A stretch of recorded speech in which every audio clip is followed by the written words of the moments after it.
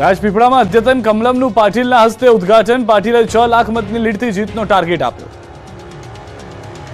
નર્મદા જિલ્લાના મુખ્ય મથક રાજપીપળામાં 6 કરોડના ખર્ચે નવનિર્મિત અદ્યતન કમલમનું CR પાટીલના હસ્તે ઉદ્ઘાટન કરવામાં આવ્યું. આ પ્રસંગે મોટી સંખ્યામાં ભાજપ કાર્યકર્તાઓ અને જિલ્લા ઉચ્ચ અધિકારીઓ અને હોદ્દેદારો હાજર રહ્યા. સાથે નવનિર્મિત અદ્યતન કમલમ કાર્યાલય ખાતે મોટા પ્રમાણમાં ભાજપમાં ભરતી મેળો પણ યોજાયો. કોંગ્રેસ પ્રદેશ કાર્યકારી પ્રમુખ, માઇનોરિટી વિભાગના ઇન્ચાર્જ સહિત 500 કોંગ્રેસના કાર્યકરો ભાજપમાં પડ્યા.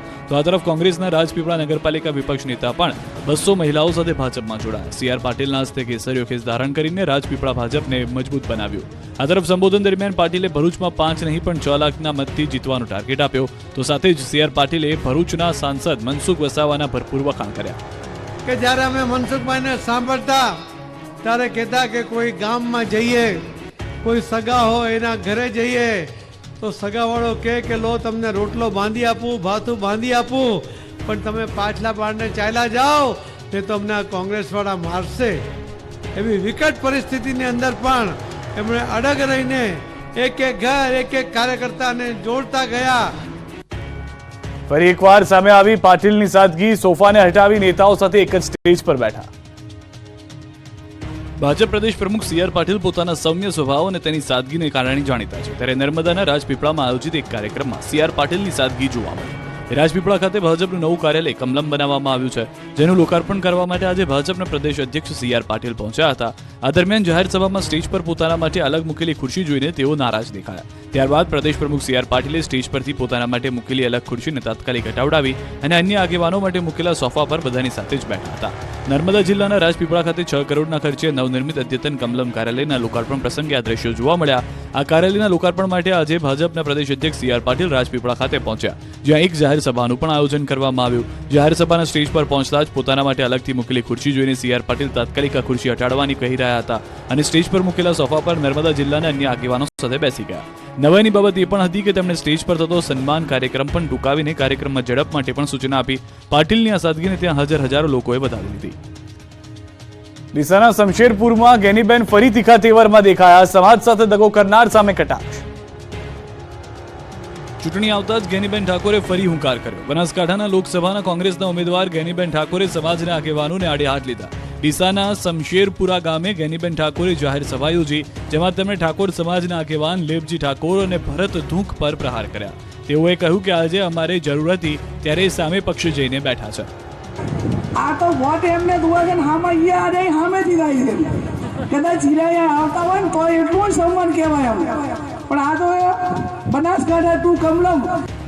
બનાસકાંઠા જિલ્લા પંચાયતના પૂર્વ પ્રમુખ પીનાબેન ગાડિયાએ પણ ભાજપમાં ગયેલા આગેવાનોને આડે હાથ લીધા, સાથે ગેનીબેનની પ્રશંસા પણ કરી.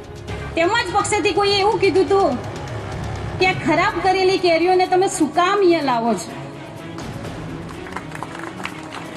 તો મને એ ખબર ના પડી કે આજે ખરાબ થયેલી કેરીઓ આખું કેરી ત્યાંથી થઈ ગઈ, સારી ક્યાંથી થઈ ગઈ.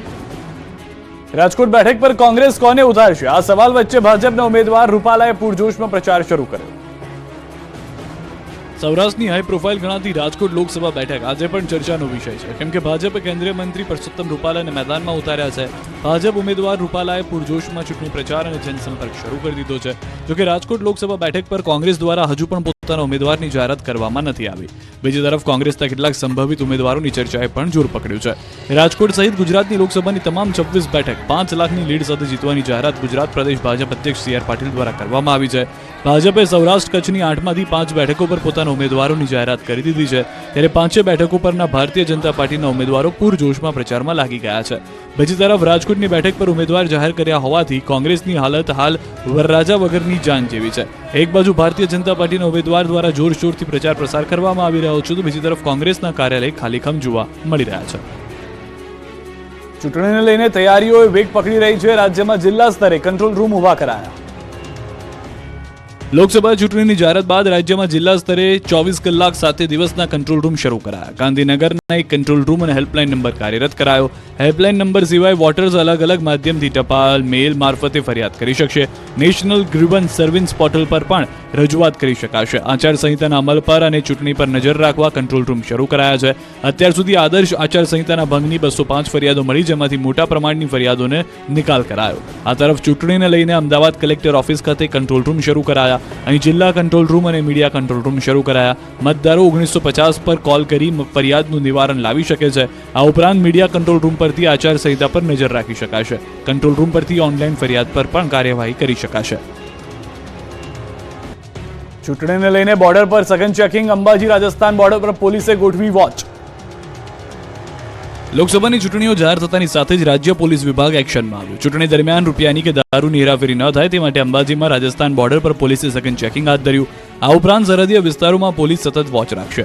યાત્રાધામ અંબાજી નજીક માત્ર 4 કિલોમીટર દૂર આવેલી સરહદ ચાપરી, જ્યાં ગુજરાત અને રાજસ્થાનની સરહદ આવેલી છે.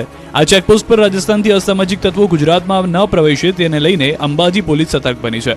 રાજસ્થાન તરફથી ગુજરાતમાં આવતા મોટાભાગે તમામ વાહનોની ઝીણવટપૂર્વક તપાસ કરવામાં આવી રહી છે. આ ચેકપોસ્ટ ઉપર પોલીસ, હોમગાર્ડ અધિકારીઓ સહિત હથિયારધારી પોલીસ પણ તૈનાત કરવામાં આવી છે. પોલીસનો કાફલો નાના મોટા તમામ વાહનોની તપાસ કરી રહ્યો છે. જોકે પોલીસે હાથ ધરેલી આ તપાસ ઝુંબેશમાં કોઈપણ જાતની મોટી રકમ કે લીકરનો જથ્થો ઝડપાયો નથી. કોઈપણ વ્યક્તિ 50,000થી વધુ રોકડ રકમ લઈ આ બોર્ડર ક્રોસ કરી શકશે નહીં. જો કોઈની પાસે મોટી રકમ મળી આવે તો તે તમામ પ્રકારના આધાર પુરાવા રજૂ કરવાના રહેશે. આ તરફ પેટા ચૂંટણીને લઈને પણ તૈયારીઓ તેજ છે. ચિરાગ પટેલે રાજીનામું આપતા ખાલી પડી હતી બેઠક.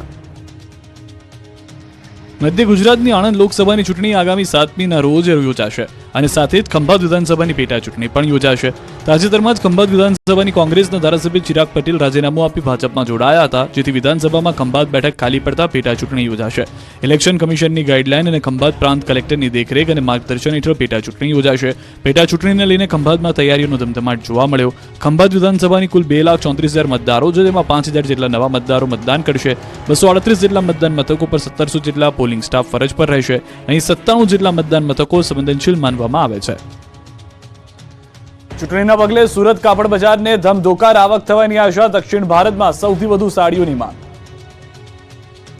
લોકસભાની ચૂંટણીની તારીખો જાહેર થતાની સાથે જ સુરતના કાપડ બજારમાં રોકેટ ગતિએ તેજી આવી. ચૂંટણીના પગલે કાપડ બજારમાં સારા વેપારની આશા જાગી છે. અનેક વિપરીત સંજોગોમાં મંદીનો સામનો કરતા કાપડ બજારને વેપારની આશાનું નવું કિરણ જાગ્યું છે.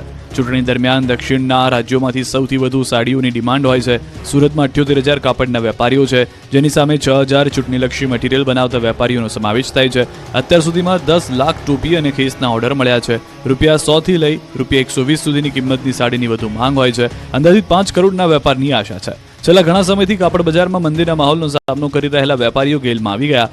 પહેલા અલગ અલગ રાજ્યોમાંથી ચૂંટણીના સમયે સામાન્ય કિંમતની સાડીઓની ભારે ડિમાન્ડ રહેતી હતી, પરંતુ આ વખતે લોકસભાની ચૂંટણીની તારીખ જાહેર થતાં દક્ષિણ ભારતના રાજ્યોમાંથી પણ ભાજપની ટોપી, ખેસને સાડીઓની મોટી ડિમાન્ડ થઈ રહી છે. હાલ કર્ણાટક, કેરળ, તમિલનાડુ અને આંધ્રપ્રદેશ જેવા રાજ્યોમાંથી ભાજપની ટોપી, ખેસ અને સાડીઓના મબલક ઓર્ડર મળ્યા. 5 લાખ ટોપી અને 5 લાખ ખેસના ઓર્ડર મળતા વેપારીઓ દિવસ રાત એક કરી રહ્યા છે. આ સિવાય મંડપનું કાપડ તૈયાર કરતા વેપારીઓ પાસે પણ વેપાર વધ્યો. જે વેપારીઓ હમણાં સુધી સારા વેપારની આશા છોડી બેઠા હતા, તેવા વેપારીઓને લોકસભાની ચૂંટણીની તારીખ જાહેર થતાની સાથે જ સારા ઓર્ડર પ્રાપ્ત થઈ રહ્યા છે. એક રીતે લોકસભાની ચૂંટણી દરમિયાન સુરતના કાપડ બજારને ₹1200 કરોડનો વેપાર મળે તેવી આશા છે. આગ વખતે ગરમી માટે તૈયાર રહેજો. 3 જિલ્લામાં છે હીટવેવની વોર્નિંગ. ગુજરાતીઓ માટે સૌથી મોટું એલર્ટ. હવામાન વિભાગે આપી હીટવેવની આગાહી. પોરબંદર, ગીર સોમનાથ, કચ્છમાં પડશે કાળઝાળ ગરમી. માર્ચ મહિનો અંતિમ પડાવમાં સૂરજદાદા આકરા પાણીએ થતા જોવા મળી શકે છે, જેના કારણે ઉનાળો પણ ટોપ ગિયરમાં આવી રહ્યો છે. આ દરમિયાન હવામાન વિભાગે કચ્છ અને સૌરાષ્ટ્રમાં હીટવેવની આગાહી કરી છે. આગામી દિવસોમાં આગ ઝરતી ગરમીનો સામનો કરવો પડશે. ખાસ કરીને પોરબંદર, ગીર સોમનાથ અને કચ્છ જિલ્લામાં હીટવેવની સ્થિતિ રહેશે. जो वार्निंग दी गई है हीट वेव की, वो सौराष्ट्र और कच्छ रीजन के लिए दी गई है. और इसमें जो ज़िले हैं जहाँ पे मतलब चांसेस हैं हीट वेव होने के, वो हैं पोरबंदर, गिर सोमनाथ और कच्छ रीजन. अहमदाबाद और गांधीनगर के लिए मैक्सिमम टेम्परेचर की बात करेंगे, जो रियलाइज हुआ है अहमदाबाद का वो 37.3 डिग्री सेल्सियस और गांधीनगर का 36.8 डिग्री सेल्सियस. રાજ્યમાં જે રીતે ગરમીનો પારો વધી રહ્યો છે, જોતા આગામી દિવસોમાં 1 થી 2 ડિગ્રી તાપમાન વધારો થવાની શક્યતા છે. કચ્છ, પોરબંદર અને ગીર સોમનાથ જિલ્લામાં ગરમ પવન ફૂંકાવાની પણ હવામાન વિભાગે આગાહી કરી. ઉનાળો શરૂ થતાં જ પાણીનો કકળાટ સામે આવ્યો. ઈડરમાં તંત્ર સામે મહિલાઓએ બતાવ્યું પાણી. પાણીનો પ્રશ્ન એટલી હદે વિકટ બન્યો કે ધુઆપુઆ થયેલી મહિલાઓએ માટલા ફોડ કરવું પડ્યું. ઉનાળાની શરૂઆત થતાની સાથે જ સાબરકાંઠામાં પાણીનું લાઇનના કનેક્શન બંધ થતા મહિલાઓ રોષે ભરાઈ. મહિલાઓનો ગુસ્સો 7મા આસમાને હતો. મોટી સંખ્યામાં એકઠી થયેલી મહિલાઓએ માટલા ફોડીને પાણીનો પોકાર કર્યો. ઈડર નગરપાલિકાના વિસ્તારમાં 4 દિવસથી પાણી ન મળતા સ્થાનિકો ત્રાહિમામ પોકારી ઉઠ્યા. હજુ તો ઉનાળાની શરૂઆત જ છે, ત્યાં પાણીની પારાયણ શરૂ થઈ છે. તો આગામી દિવસોમાં શું હાલત થશે? પાણીનું કનેક્શન બંધ થતાં મહિલાઓ રણચંડી બની. માટલા ફોડીને મહિલાઓએ તંત્ર સામે પાણીની માંગ સાથે રામધૂન બોલાવી. મહત્વનું છે કે ઈડર નગરપાલિકાના વોર્ડ નંબર 3માં મોટાભાગના વિસ્તારમાં પાણી બંધ થતાં લોકો હાલાકી ભોગવી રહ્યા છે. મહિલાઓએ પણ પાણી બાબતે હલ્લાબોલ કરતા નગરપાલિકાએ પોલીસનો સહારો લીધો હતો. તો બીજી તરફ લોકોના મકાનના વેરા બાકી હોવાથી સાર્વજનિક પાણીની ટાંકીઓ ખાલી રાખી હોવાનું બહાર આવ્યું છે. આ તરફ મોરબીમાં પણ પાણીની મોકાણ થઈ. કલેક્ટર કચેરીમાં પાણી માટે હલ્લાબોલ કર્યું. દર વર્ષે ઉનાળો આવતા જ મોરબીના કેટલાય વિસ્તારોમાં પાણી માટે લોકોને રજળપાટ કરવાનો વારો આવે છે. આ વખતે તો ઉનાળાની શરૂઆતમાં જ લોકોને તરસ્યા રહેવું પડે એવી સ્થિતિ સર્જાય છે, અને એ પણ મોરબીના પોશ વિસ્તારમાં. રવાપર રોડ પર આવેલ દર્પણ સોસાયટીમાં રહીશોએ પાણીની માંગ સાથે કલેક્ટર કચેરી ખાતે હલ્લાબોલ કર્યું. પાણી આપોની માંગ સાથે કચેરીનું પટાંગણ ગુંજી ઉઠ્યું હતું. મહત્વનું છે કે મોરબીના પોશ વિસ્તાર એવા રવાપર રોડ પર આવેલી દર્પણ સોસાયટીના 600-700 લોકો વસવાટ કરે છે. છેલ્લા ઘણા સમયથી આ વિસ્તારને પીવાના અને વાપરવાના પાણી માટે પારાવાર સમસ્યાનો સામનો કરવો પડી રહ્યો છે. સાથે જ કચરા કલેક્શન કરવા આવતા વાહનો પણ ન આવતા હોવાથી સ્થાનિકોની ઉગ્ર રજૂઆત છે. કેટલાય દિવસોથી પાણીની સમસ્યા હોવાથી કંટાળેલા લોકો કલેક્ટર કચેરીએ પહોંચ્યા અને પાણીની માંગ કરી.